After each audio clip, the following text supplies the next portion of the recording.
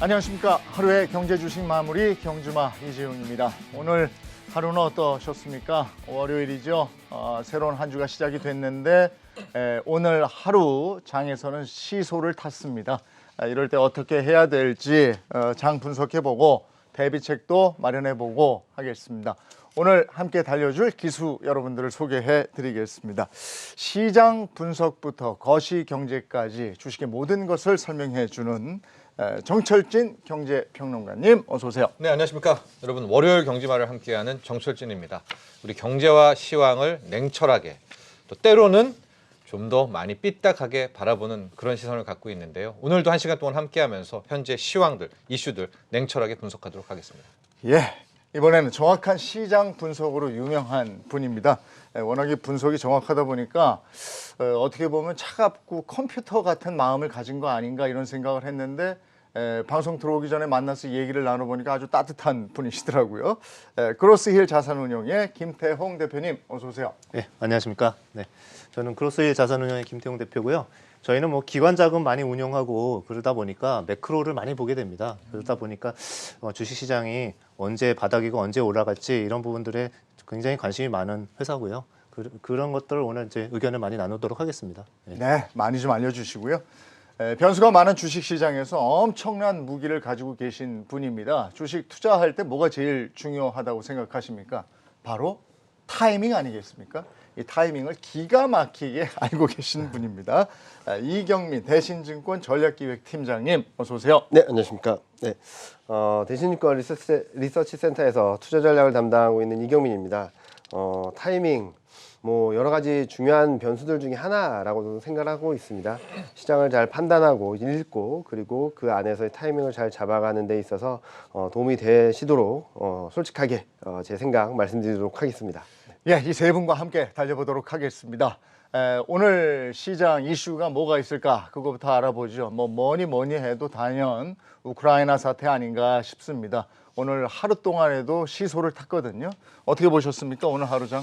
그렇습니다. 이제 최근 장들 보면 역시 두 가지 악재가 계속 교체하는 것 같아요. 기본적으로 미국의 긴축이라는 정말 묵직한 악재가 베이스에 깔고 있고 여기에 이제 우크라이나 사태, 우크라이나 침공의 이슈들이 계속해서 이제 툭툭 던지는 그런 모양새인데 저는 이제 이 우크라이나 사태 관련해서 조금 다른 점이 최근에 바이든 대통령의 이런 코멘트라든가 이런 모습들이 과거에 미국과 역대 대통령과 좀 다르게 전쟁을 원하나? 이 사람이 뭐 이 정도의 뉘앙스를 많이 받아요. 네. 특히 최근에 너무 지지율도 많이 떨어지고 있고 그러니까 웬만하면 오히려 긴축에 더 반응해야지 우크라이나 이 반응은 이렇게 시장을 흔들 악재는 아닌데 아마 시장도 눈치를 챈 거 아닌가?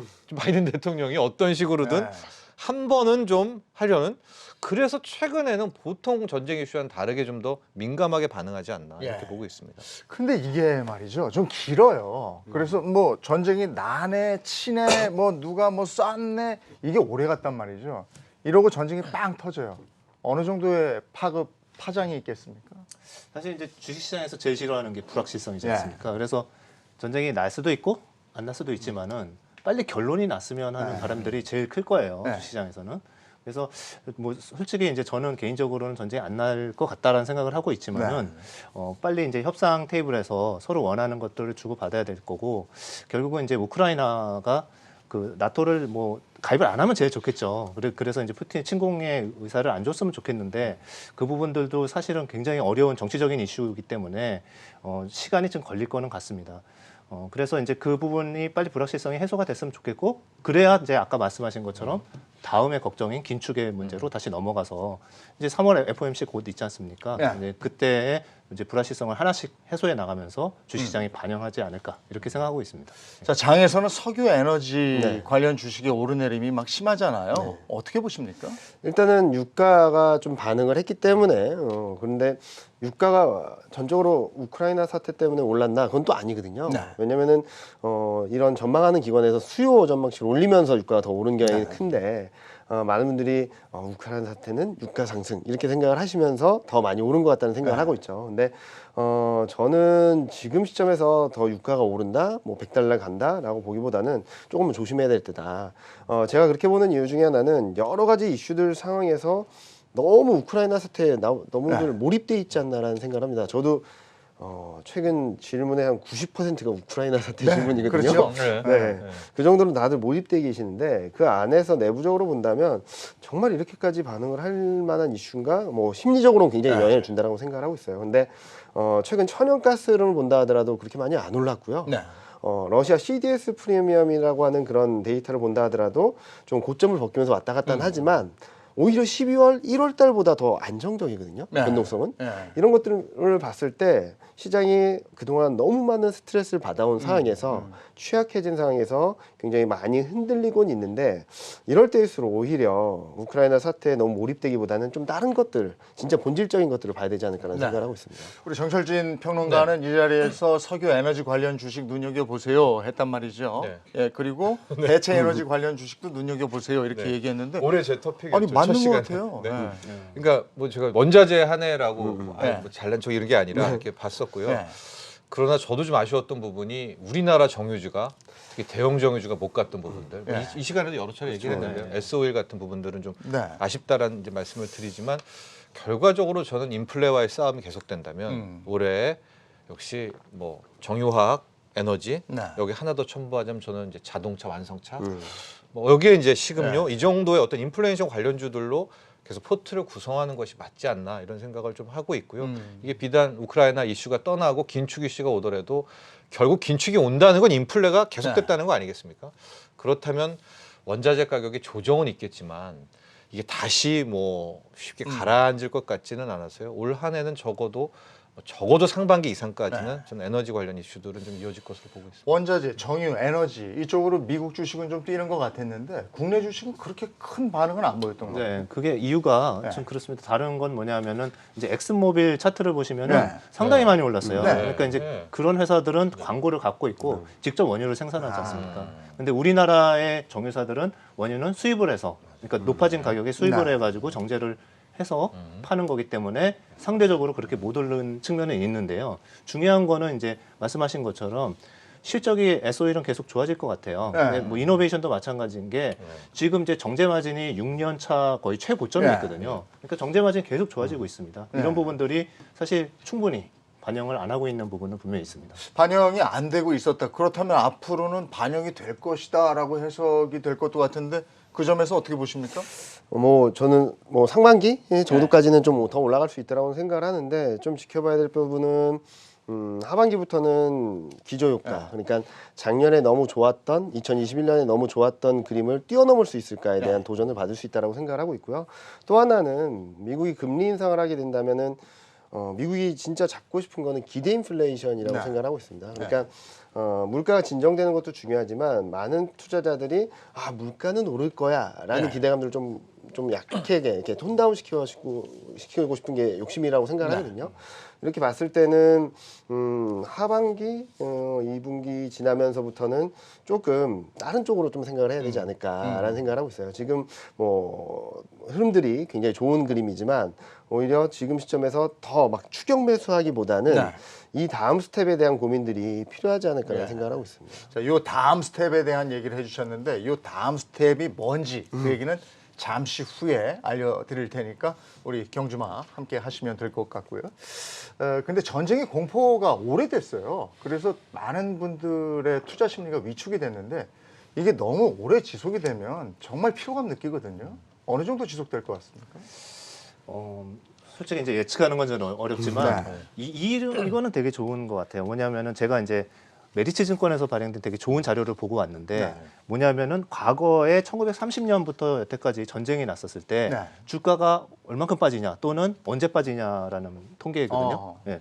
그래서 제가 이제 잠깐 소개를 드리면은 예를 들어 두 가지로 나누시면 됩니다. 지금처럼 약간 전쟁 날 것 같아 이렇게 네. 계속 얘기를 했었던 것들은 주가에 이미 좀 많이 반영이 네. 됐기 때문에 주가가 놀랍게도 네. 전쟁 난 다음에 바로 바로 올라갔죠. 예, 급등을 했습니다. 바로 올라가요? 예, 예. 그래서 그 사례가 2차 세계대전 때도 그랬고 아하. 아프간 침공, 이라크 침공 그때 다 그랬습니다. 아. 예.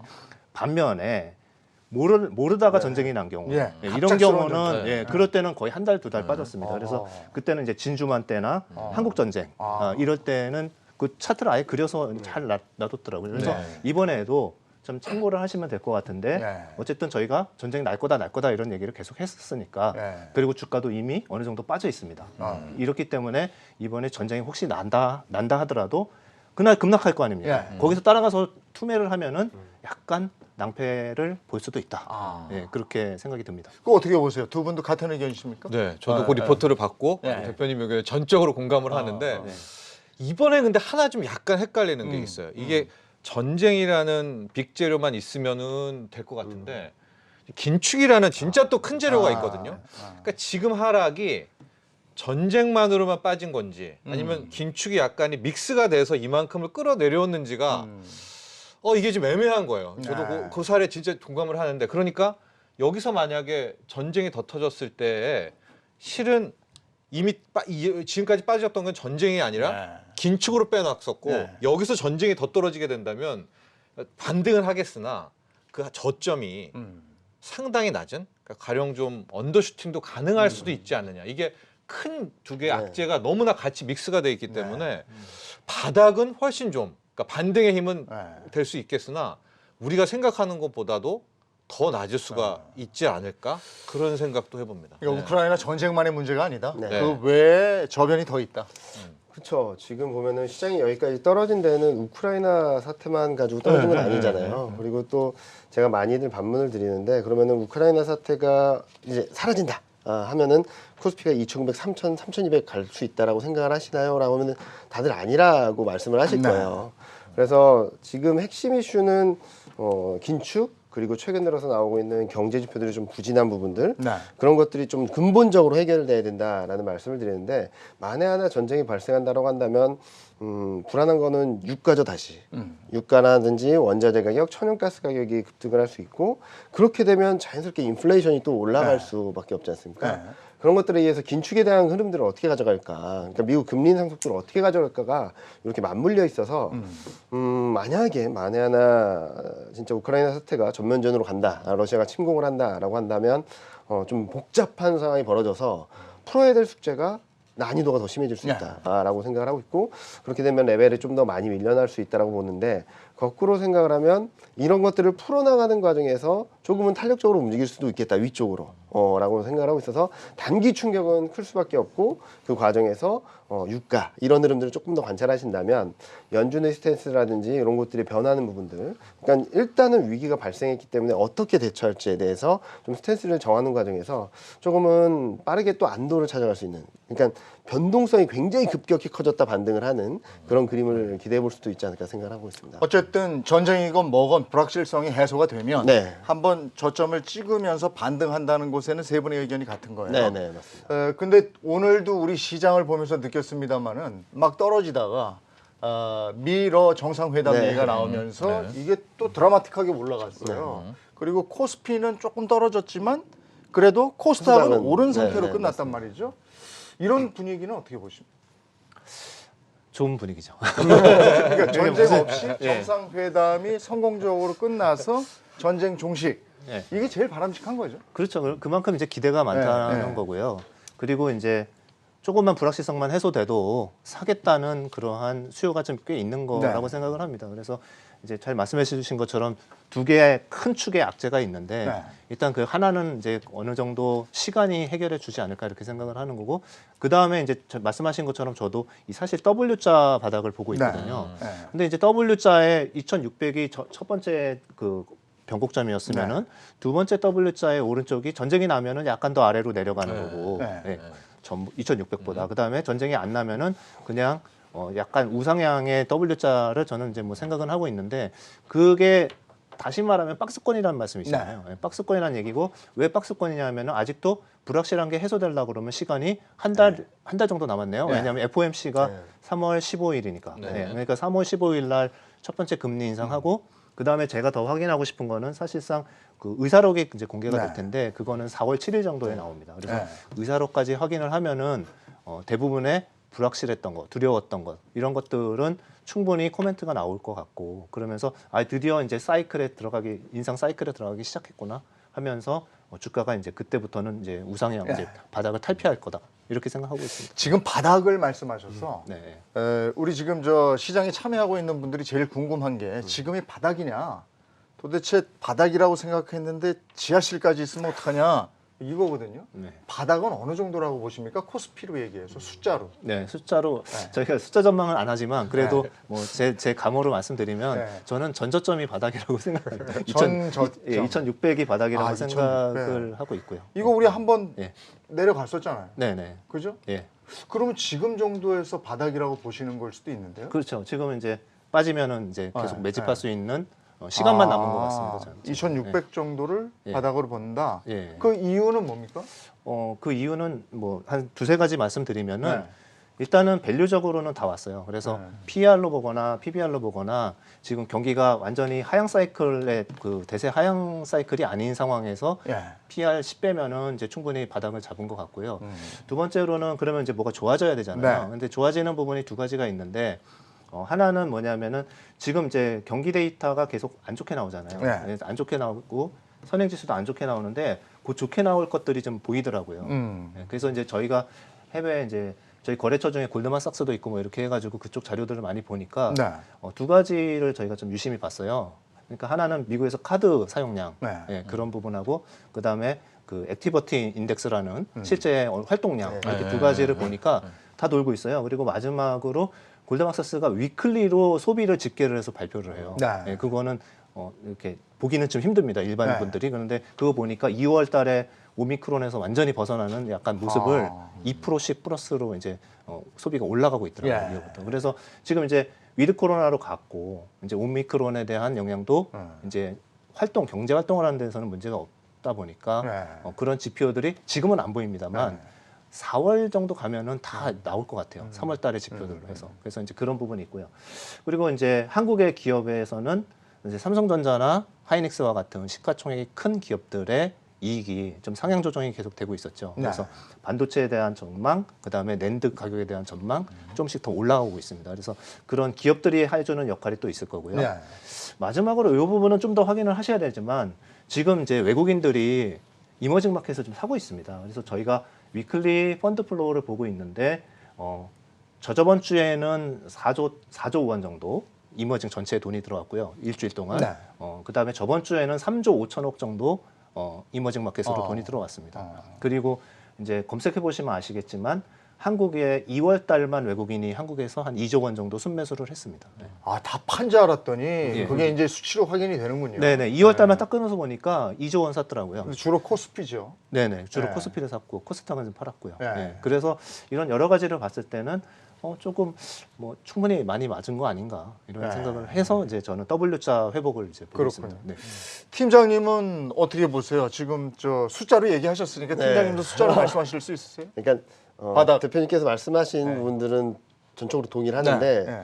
저는 시간이 좀 필요하다라는 좀 더 말씀을 드리고 간다? 있어요. 네. 그래서 저는 3월 FMC가 변곡점이고 3월 달이 변곡점이라고는 생각을 하는데 그 과정이 조금 불안할 수 있다. 네. 그래서 저는 W자형보다는 역헤드앤 숄더라 그래서 이번에 2,600을 찍고 이렇게 반등이 나왔다면 네. 2,600을 좀 깨는 그런 좀 언더슈팅이 나왔다가 다시 이렇게 올라가는 그림으로 생각을 하고 있거든요. 2,600보다 더 내려갔다가 다시 올라간다. 네네네. 아. 저희가 원래 제시드렸던 하단이 작년 11월에 제시드렸던 게 2,610포인트였어요. 네. 그래서 아마 다음 주나 다다음 주 중에 좀 수정 전망을 할 예정이거든요. 좀 하단을 조금 낮추는 정도로. 아, 그래요? 그렇지만 바이콜을 하려고 하고 있습니다. 더 떨어지면 사야 된다. 자, 그러면은 왜 3월 초 중반까지는 더 떨어지고 네. 왜 그다음부터는 올라갈까? 우크라이나 사태 여러 가지가 있긴 했지만 제가 가장 크게 보는 것은 통상적으로는 통화 정책이 긴축적으로 간다면은 그래도 시장이 올라갑니다. 네. 왜 올라가냐면 경기가 좋으니까라는 핑계가 있어요. 어. 그러니까 같은 방향성이죠. 네. 긴축, 경기 흐름. 그리고 보통 경기가 안 좋아지면 시장이 그래도 막 폭락을 했다가 다시 바로 자리를 잡거든요. 왜냐면은 경기가 안 좋아져. 그러면은 통화 정책이 완화적으로 갈 거야. 같은 방향성이에요. 네. 근데 지금은 정반대입니다. 긴축으로 가는데 경제 성장 전망치 계속 떨어지고 있어요. 네. 경기 성장 사이클도 떨어지고 지금은 과거에 우리가 봤던 흐름과 정반대이기 때문에 시장이 굉장히 불안해하는 겁니다. 그러면은 1월 달에 2,600을 찍었을 때를 보면은 경기에 대한 그림보다는 통화 정책이 너무 빨리 긴축적으로 간다. 네. 금리 인상이 너무 빨라진다라는 걱정으로 한번 충격이 있었던 거고. 자, 이제 2월, 3월 초중반에 확인할 수 있는 1월, 2월 데이터들은 조금은 예상보다 좀 부진할 수 있다라고 생각을 하고 있습니다. 그러니까 금리 인상은 6번 하는데 네. 6번 이상 할 수 있다라고 시장은 걱정을 하고 있는 상황에서 경기까지 안 좋아? 라는 불안감들이 시장의 레벨을 좀 떨어뜨릴 수 있다고 생각을 하고 있고요. 밸류에이션적인 측면에서는 최근 이익 전망치가 떨어지고 있어서 조금 신뢰도가 약해지기 때문에 밴드 밸류에이션 하단에 대한 지지력도 좀 약해질 수밖에 없다라고 보고 있고요. 그래서 아마 2월 말 3월 초중반까지는 좀 불안한 흐름, 좀 레벨을 좀 더 떨어뜨릴 수 있는 네. 그림들이 나올 수 있을 텐데, 자, 그러면은 뭐 때문에 3월 FMC를 전후로 시장이 바뀔까? 말씀하셨던 대로 좋아지는 것들은 분명히 있어요. 근데 지금 내가 보고 있는 데이터들은 별로 안 좋다라는 거예요. 네. 그래서 그것들이 이제 3월을 지나면서 4월이 가까워지면서 네. 좋아지는 데이터들, 경제 데이터들, 경기 흐름들이 나올 거고, 또 FMC 3월 17일 새벽 4시에 확인할 수 있거든요. 한국 시간으로. 그때 FMC 결과를 보면은 두 가지가 포인트입니다. 언제 금리 인상이 가장 강할까? 아마 올해 상반기일 거예요. 아무리 빨리 가져간다 해도 올해 상반기보다 올해 하반기가 좀 약하고 내년이 더 약해집니다. 그러면은 금리 인상에 대한 속도 측면에선 올해 상반기 정점을 찍고 뚝뚝 떨어지는구나 그림을 좀 확인하실 수 앞부분에 확 올리고 네. 떨어질 네, 것이다. 완화될 거다. 네. 두 번째로는 지금 최근 들어서 경제 지표들이 나오면서 3월 초반까지 미국 금리 인상 7번 이상 가능하다라는 것들까지 들어왔어요. 네. 시장에. 그런데 연준이 어느 정도의 점도표를 보여줄까를 봐야 되는데 저희가 예상하기로는 6번 정도를 예상을 하고 있거든요. 그럼 지금 시장은 6번 이상, 7번도 가능하다. 어떤 전망치는 8번도 가능하다라는 얘기를 하고 있는데 좀 먼저 반영을 했다는 거죠.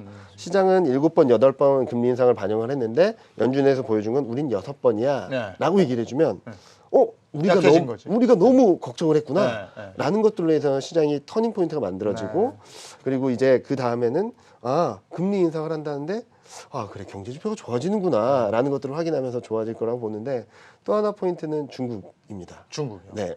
지금 보면은 중국이 돈만 풀었지 그리고 금리 인하만 했지 네. 별로 한 게 없어요. 경기는 안 좋다고 하는데 네. 왜 아무것도 못했냐? 동계올림픽 때문에 못한 것 같습니다.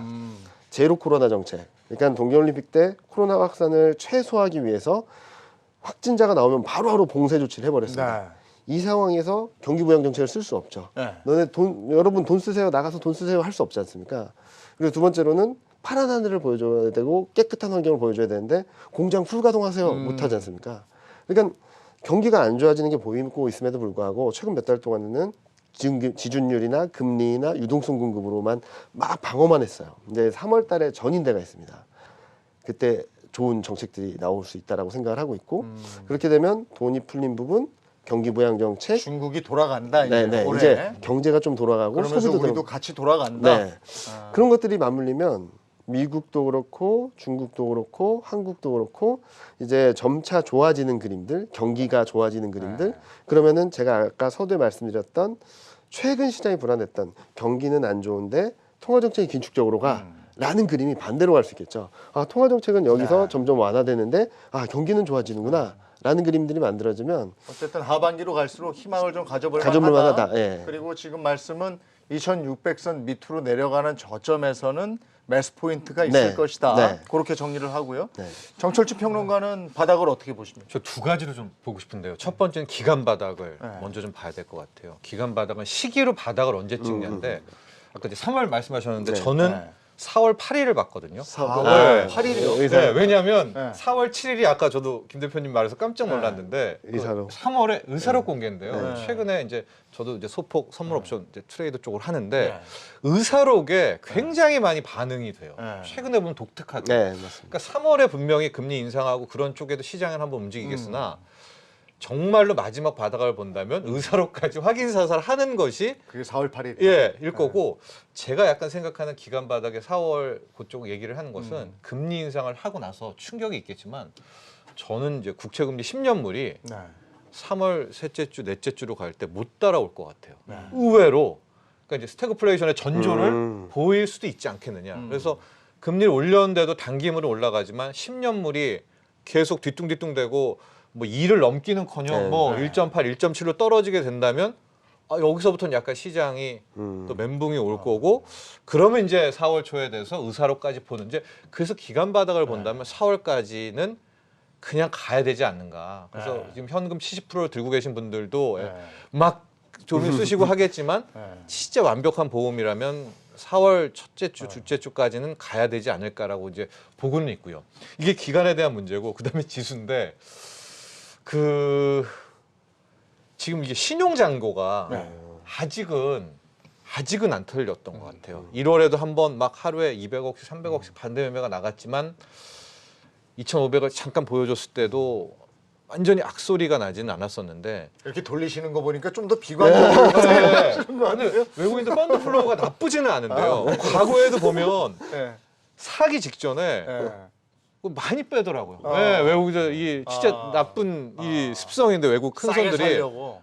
그런 정도가 있고 쾌는 좋잖아요. 우크라이나 빼더라도 어쨌든 금리 인상에 뭐 스태그플레이션까지도 섞을 수 있는 믹스가 있다면 2,500은 훨씬 더 밑을 가야 되지 않을까? 우리 근데 개인 투자자들은 조금 빠지면 실제로 이렇게 사는 모습이 이 표상으로 보이잖아요. 네.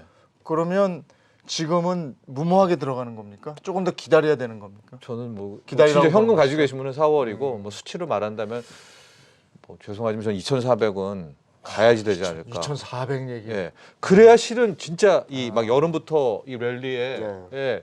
더 큰 랠리도 올 수 있지 않나 이렇게 보고 있습니다. 2,400까지도 얘기하셨지만 그나마 다행인 것은 올 한 해 계속 힘들어요. 이런 얘기는 안 나와서. 네, 맞습니다. 예. 그래도 이렇게 계곡이 있으면은 다시 한번 쭉 올라갈 수 있다니까 네. 거기에 희망을 가져보는데 그렇다면 이제 중요한 게 반등 포인트란 말이에요. 지금 4월 8일이 됐든 언제가 됐든 뭐 2,400을 찍었든 2,600에서 반등이 오든 반등이 올 거란 말이에요. 네. 그럼 그때 어떤 섹터를 담아야 되는 겁니까? 반등이 오는. 예. 반등이 네. 같이 올라타고 달려야죠. 예, 예. 그 섹터를 지금 이제 성장주 가치주들도 많이 얘기하시고 네. 아니면 실적 좋은 것도 얘기하시는데 그 실적 좋은 게 제일 대장이에요 결국은. 예, 무조건 이제 실적이 좋아지거나 서프라이즈 날 만한 애들을 사야 되는데 지금 상황에서는 이제 아까 언급하신 인플레이션을 그대로 전가할 수 있는 그러니까 소비자가 됐건 아니면은 그 거래처 기업이 됐건 그런 코스트 푸시를 그대로 반영할 수 있는 그런 기업군들이 좋은 것 같고요. 네. 그래서 지금은 시기적으로도 다들 이제 지금 바로 반등이 빠르다고 생각하시니까 지금 방어주 약간 갖고 계셔야 되는데 이제 굳이 꼽으면은 음식료, 라면 가격 인상했잖아요. 네. 그리고 이제 주전 가격도 막 올라가니까 원재료 올라가니까 소주 가격도 인상 발표했죠. 네. 맥주 가격도 이제 발표를 할 거고 이런 식으로 가격 전가가 가능한 기업들은 원재료가 올라도 실제적으로 마진이 더 좋아집니다. 그렇기 때문에 그런 기업들은 이제 1분기, 2분기 동안 계속 실적 서프라이즈를 보실 가능성이 좀 높고요. 네. 그리고 방어적인 성격까지 있고요. 리오프닝 주식 오늘 막 반짝반짝했잖아요. 오늘은 다 오르더라고요. 네. 네. 그것처럼 소주 맥주는 리오프닝에도 들어가죠. 왜냐면은 우리가 9시까지 딱 밥 먹고 일어나야 되면은 이제 10시 이후로 가고 호프집 못 가니까. 6명 이상 모이게 되면 근데 이제 지금은 10시면은 호프집 갈 시간 타이밍 되거든요. 8시간 네. 빨리 네. 가서 네. 딱 1시간 더. 그렇기 때문에 집에서 이제 맥주 드시다가 이제 소주 맥주 좀 나가서 드실 수 네. 있는 이런 부분도 리오프닝이지 않습니까? 네. 그래서 한 2가지 정도가 다 이렇게 되게 좋은 요건을 충족하고 있다. 이제 이런 생각이 들고요. 그 다음에 이제 그거 외에도 리오프닝 주식들도 다 기대가 있어서 그렇지 좋아질 겁니다. 결국은 좋아질 거기 때문에 항공주도 거기에 포함이 될 거고 리오프닝도 단계가 있지 않아요? 단계가 있죠. 네. 네. 그래서 좋은 말씀이신데 그러면 한번 분할을 해보면은 먼저 실적이 나오고 있는 리오프닝주를 먼저 사셔야 돼요. 네. 그래서 그런 걸로는 보면은 아까 이제 주류도 있고 그 다음에 엔터 주식 이런 것들도 있습니다. 주류 엔터. 예, 그래서 지금 엔터 주식 공연하니까. 예, 공연 이제 곧 시작하고 네, 뭐 이런 네. 부분들이 있기 때문에 안 그래도 실적이 나오고 있었어요. 네. 왜냐하면 음원을 계속 판매하고 있었기 때문에 이제 실적이 나오고 있었고. 이게 지금 좀 올랐는데 네. 그럼에도 불구하고 조금 더 갈 것이다 이렇게 보시는 거군요. 네, 아까 이제 나눠주신 것처럼 네. 후반부에 오를 주식 지금 미리 올랐지만 후반부를 또 장식할 주식들은 아직은 실적이 안 나와요. 그렇지만은 여행이라든지 카지노라든지 이런 부분들은 기대는 있는 거잖아요. 근데 걔네들이 실적이 또 나올 거잖아요. 그때까지 조금 더 올라갈 겁니다. 그래서 지금은 전체를 레이스를 100까지 간다고 봤을 때는 한 4, 50밖에 안 온 것 같아요. 그러니까 좀 더 룸이 충분히 남아 있다 이렇게 생각하고 있습니다. 네. 그러면 이렇게 얘기를 좀 해주셨으면 좋겠어요. 이제 계곡을 지나서 반등이 됐을 때 담아야 될 주식과 네. 그 지금 돌고 있을 수는 없잖아요. 네, 우리가 그렇죠. 시장에 참여를 하고 있는 마당에서 네. 지금 담아서 좀 수익이 괜찮을 주식 이렇게 나눠서 말씀을 해주시면 좋을 것 같아요. 일단 지금 빨리 당장이 급하니까 지금 담아야 될 주식 말씀하셨던 대로 네. 내수 소비주, 네. 위드 코로나 관련주, 리오프닝주를 담아야 된다고 생각하고 있습니다. 특히 저는 내수 소비주는 거의 오른 것도 거의 없어요. 그러다가 최근 들어서 이렇게 올라오기 시작한 거거든요. 그래서 음식료, 유통 이런 쪽들을 좀 눈여겨보자. 그리고 대변소에서도 한 발 비껴나 있고 최근 그동안 못 올렸던 물가 그 제품 가격들도 막 네. 올리고 있는 상황이라서 좀 긍정적으로 보고 있고 그리고 또 엔터나 미디어 쪽도 네. 좀 계속적으로 좋을 수 있다. 저는 미디어 엔터 쪽은 좀 등락은 있겠지만 좀 길게 봐도 좋겠다라고 말씀드린 이유가 아마 앞으로 실적이 계속 찍힐 것 같아요. 계속적으로 찍혀서 좀 길게 봐도 되는 종목인데 지금도 좋다라는 말씀을 드리고 있고요. 자 그러면은 이제 바닥을 찍고 올라갈 때 그럼 바닥에서 뭐를 버텀 피싱 뭐 쓸어 모아야 되냐라고 하신다면 저는 반도체, 자동차, 2차 전지, 인터넷 뭐 시장을 대표하는 업종들이죠. 일단은 반도체, 자동차는 병목 현상이 최대 피해를 받았던 업종이기도 하고 반도체 같은 경우는 최근 사이클에 대한 턴어라운드 시점이 좀 앞당겨지고 있고 자동차는 아마 전기차 쪽이 좋을 것 같아요. 왜냐면은 작년에 글로벌 전체 자동차 수요가 5.1%였습니다. 근데 올해 전망이 9.1%예요. 네. 자, 근데 미국은 9%에서 5%로 둔화되는데 이 레벨을 끌어당기는 게 유럽입니다. 유럽이 올해 자동차 수요 전망이 22%입니다. 엄청난 숫자거든요. 이게 어느 정도 숫자면 인도가 작년에 19%였습니다. 근데 인도보다 더 성장이 큰 상황이라서 유럽 쪽에서 자동차가 많이 팔린다는 것은 전기차라든지 친환경 차들 많이 팔릴 거고 한국 글로벌 전체 점유율이 10%대까지 올라오는 우리나라 자동차 기업들이 좋을 거고 이와 맞물려서 이제 2차 전지 업체들도 좋을 수 있다. 그리고 뭐 이제 논란이 될 수 있는 건 인터넷이죠. 네. 인터넷은 대표 기업들이긴 한데 워낙 많이 빠졌기 때문에 더 좋아질 수 있을까라는 비관적인 생각들이 굉장히 많으신 것 같아요. 그렇지만 여러 이슈들이 있었음에도 불구하고 성장성이 완전히 꺾였거나 뭐 지금 20% 50% 성장하던 게 뭐 한 자릿수대로 가거나 그런 건 아니거든요. 밸류에이션 부담 그리고 개별 기업들의 이슈, 모랄 해저드 이런 것들에 대한 대처 방안들까지 나오고 있어서 저는 반도체, 자동차, 2차 전지, 인터넷 단 얘네들을 가져가는데 대표주를 사자. 그러니까 2021년처럼 중소형주 코스닥 이렇게 스프레드를 넓히기보다는 좁혀야 된다라는 말씀을 드리고 있습니다. 알겠습니다. 정철진 평론가도 같은 맥락에서 좀 짚어주세요. 네, 저는 굉장히 압축하면 전 두 개입니다. 자동차하고 에너지로 말씀드리고 싶고요. 그 꺾인 다음에 네, 꺾인 반등할 다음에 때, 일단 올라갈 반등할 때, 네. 저는 이제 반도체가 대세이긴 한데 진짜 반등을 한다면 반도체보다는 같이 뚱뚱하니까요. 네. 오히려 완성차라는 자동차 쪽에 포트가 한정돼 있잖아요. 쪽을 더 미는 편이고 친환경이 계속될 것 같거든요. 이제 이슈가 다 끝난 거예요, 악재가.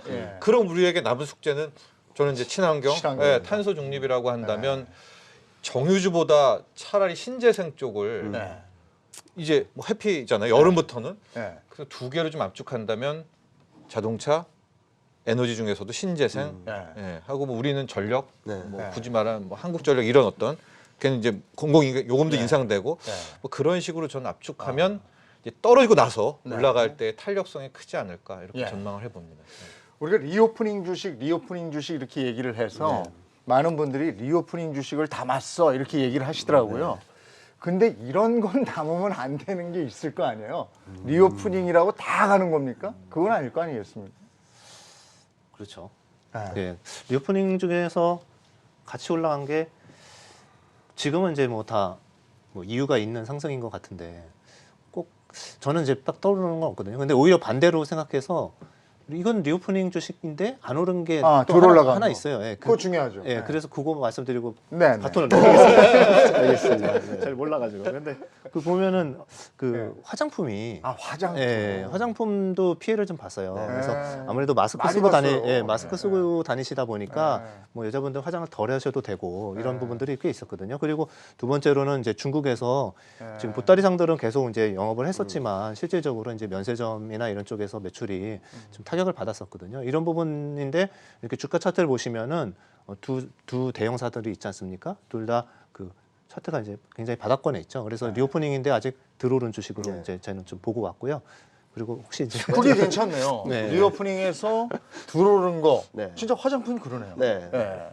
아까도 말씀드렸던 뭐 음식료나 이런 업종들도 마찬가지로 들어올랐긴 한데 근데 조금 보셔야 될 것은 외국인 카지노는 아. 같이 이렇게 올라가는 경향이 있거나 아니면 좀 예. 뭐 워낙 싸기 때문에 이렇게 막 탄력적으로 움직이는데 아.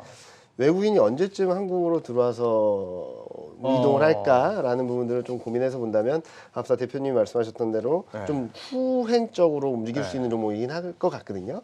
그래서 최근 들어서 뭐 면세점, 카지노 이렇게 다 같이 움직이는데 네.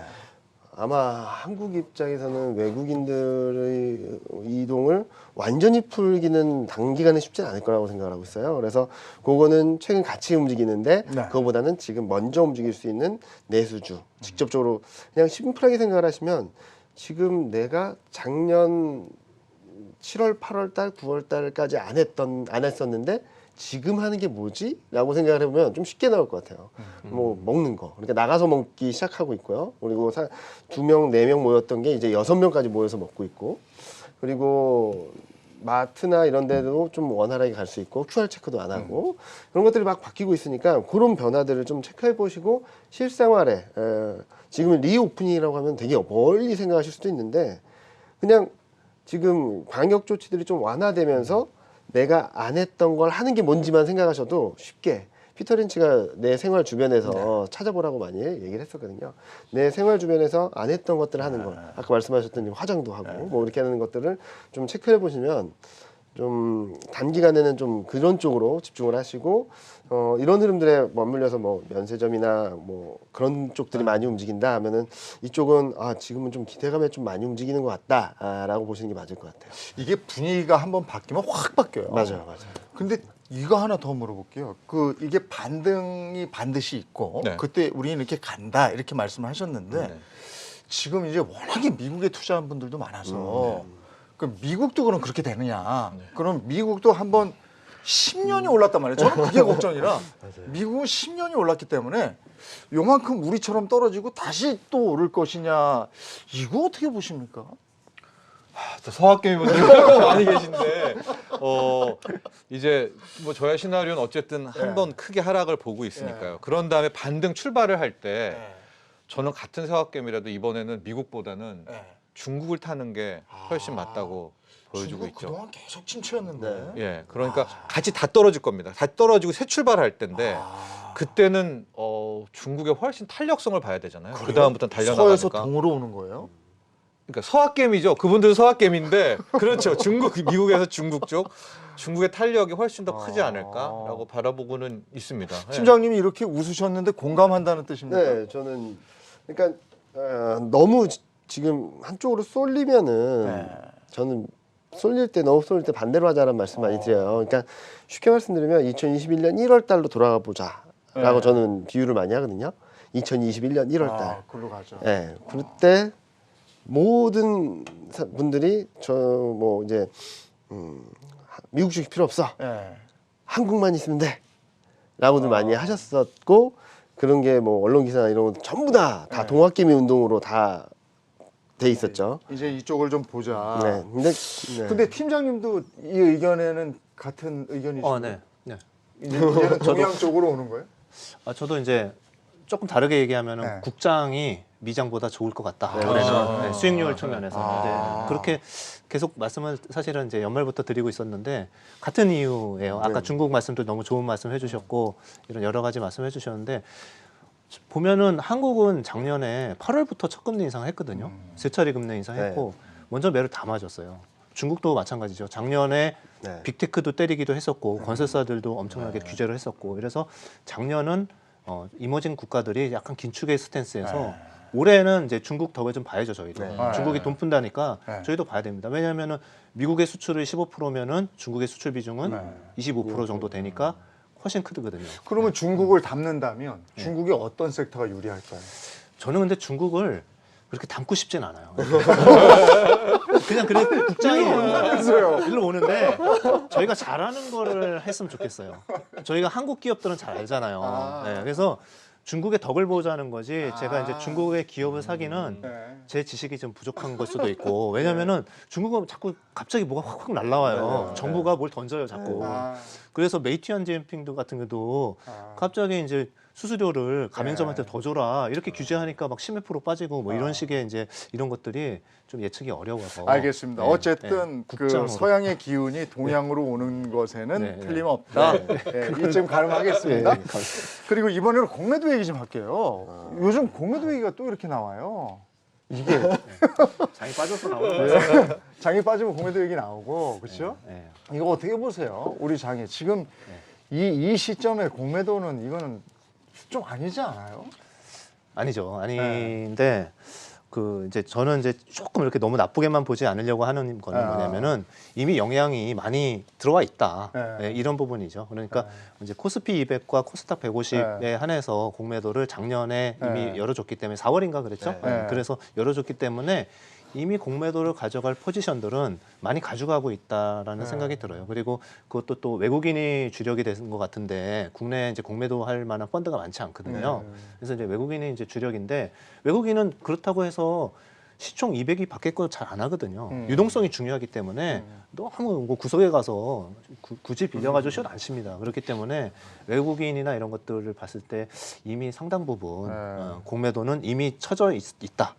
그렇기 때문에 그렇다고 뭐 따라가면서 이렇게 계속 이렇게 매도를 하는 건 아니고 업틱록이라는 게 있잖아요. 그래가지고 이제 매도 호가에 걸어놓으면 이제 매수가 체결이 자연스럽게 되는 이런 방식인데 그들도 아마 똑같습니다. 펀더멘탈을 잘 보고 거기서 좀 이거는 너무 펀더멘탈 대비 너무 비싸다라는 거 위주로 할 거지 잘못 쳤다가 뭐 얼마 전에 뭐 뉴스도 나온 그 뭐 얘기하실 것 같아서 제가 그냥 놔두겠습니다만은 그 잘못 공매도 쳤다가는 손실이 그냥 100%가 아니라 1000% 뭐 2000% 이렇게 무한대로 나오기 때문에 이거는 뭐 함부로 할 게 아닙니다. 아니 우리는 지금 공매도 이러면 셀트리온 생각이 먼저 난단 말이에요. 그 우리가 취약한 기업들이 또 몇 개 있을 거 아니에요. 그러니까 뭐 기업을 딱 찍어서 말씀드리기는 어려운데 일단은 셀트리온 같은 경우도 그때 당시로 돌아가서 본다면 공매도가 많이 쌓여 있었죠. 왜냐면은 실적이나 이런 것들 대비 좀 오버밸류 됐다라는 외국인들의 생각들이 강했기 때문에 공매도를 많이 쌓아놓은 상황에서 이게 떨어지다 보니까 떨어짐에도 불구하고 솔직히 말씀드리면 해지 성격을 한다거나 아니면은 투자 성격으로 하는 그런 공매도는 떨어지면은 줄입니다. 이번에도 비슷했거든요.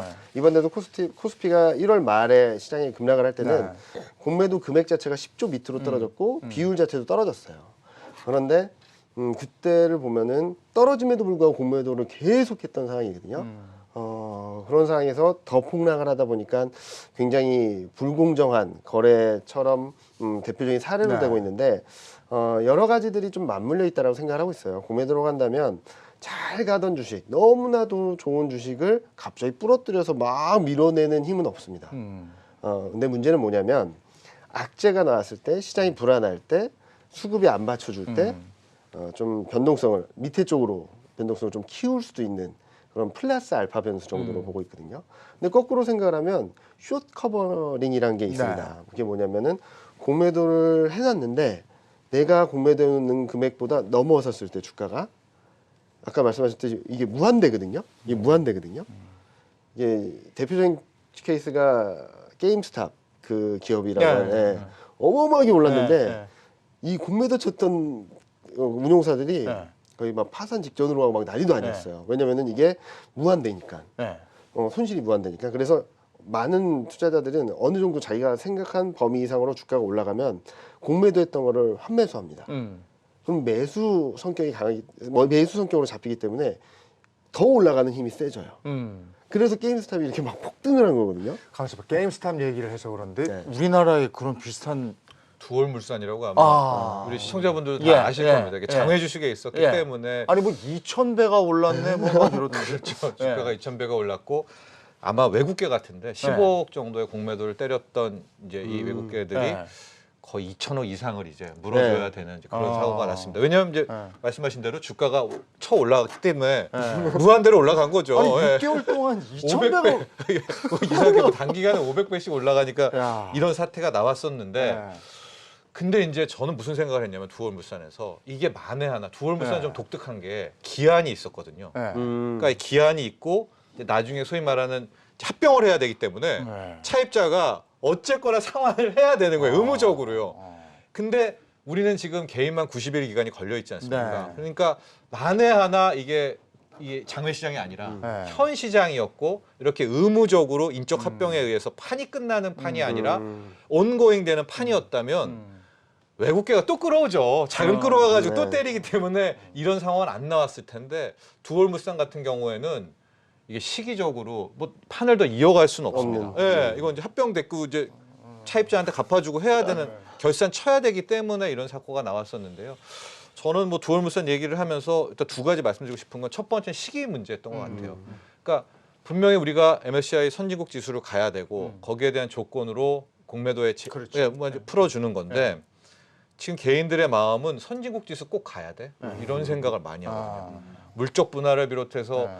멀쩡한 회사에 뭐 2천억 횡령, 200억 횡령이 횡행하는데 이 뭐 선진국 지수 가서 패시브 자금 들어오는 거가 무슨 나랑 이득이야. 내가 투자한 게 하루 아침에 상패랑 거래 정지 당하니까 이런 굉장히 현재 한국 주식 문화에 대한 네. 악감정이 있는 상황에서 당국은 뭐 선진국 지수에 편입해야 된다는 게 마치 뭐 어마어마한 것처럼 이야기하니까 여기에 대한 이제 분노, 광분들이 함께 좀 있었던 것 같아요. 그럼 이런 상황에서 공매도에 대처할 수 있는 개인 투자자들의 방법은 있습니까? 좀 역으로 활용을 좀 해야 될 것 같습니다. 그러니까 예를 들어서 공매도 순위가 이렇게 높은 거를 보시면은 공매도를 왜 했을까를 좀 생각을 해봐야 될 것 같아요. 그러면 이제 그 외국인 또는 그 기관들이 할 수 있는 게 대부분인데 분석을 위험하다 보니까 분석을 많이 하고 들어갑니다. 네. 네. 그러니까 어떤 본인이 보유하고 계신 종목의 공매도가 늘어나고 있으면은 그거는 자신이 모르는 뭔가 악재가 있거나 아니면은 회사가 너무 고평가되어 있는 거 그걸 아닌가라고 잘 해서 보셔야 예 되는 그거를 네. 역으로도 한번 보셔야 되고 네. 근데 이제 점검했는데 예를 들면 S-오일도 공모에도 순위에 꽤 있거든요. 예, 좋은 기업들도 있어요. 그런데 그런 것들은 외국인이 아 이게 너무 나쁘니까 이거를 계속하자 이게 아니라 그들도 해지를 해야 됩니다. 그러니까 예를 들어서 SK 이노베이션이 있고 S-오일이 있으면은 둘 다 정유주잖아요. 그런데 어떤 외국인이 아, 나는 SK 이노베이션이 배터리 사업까지 합치면은 훨씬 더 좋은 것 같아 이러면은 정유업에 대해서는 왠지 해지를 하고 싶어요. 그러면은 이제 롱을 SK 이노베이션 잡고 그리고, S-오일은 되게 좋은 회사인데도 슬슬 잡힐 수가 있는 거죠. 이런 부분들 때문에 그런 걸 한번 네, 꼭 확인을 무조건 해보시라는 나쁘다라고 거고 지금 시간 볼 수는 때문에 없습니다. 네. 짧게 한 말씀만 좀 해주십시오. 뭐 일단 공매도 같은 경우는 가장 중요한 것은 실적이 괜찮냐. 그리고 아까 말씀하셨던 것과 맞물려서 외국인이 공매도를 많이 하지만 실질적인 순매수를 하고 있는 거니까 내가 순매수를 했는데 너무 많이 했나? 라고 해서 해지하는 성격들도 있거든요. 그런 것들 그리고 거래대금 이 공매도 금액이 거래대금에 얼만큼 영향을 미치나 이런 것들을 좀 꼼꼼히 따져보신다면 좀 피해 나거나 아니면 거꾸로 이용할 수도 있겠다 보고 있습니다. 오늘 공매도까지 얘기를 한번 나눠봤습니다. 우크라이나 사태에 뭐 끝이 보이지 않는 인플레이션에 뭐 여러 가지로 우리가 신경 써야 될 부분이 많습니다. 저희 경주마 함께 하시면서 이런 변동 장세에서도 성투하시길 응원하겠습니다. 감사합니다. 고맙습니다. 감사합니다. 고맙습니다. 고맙습니다.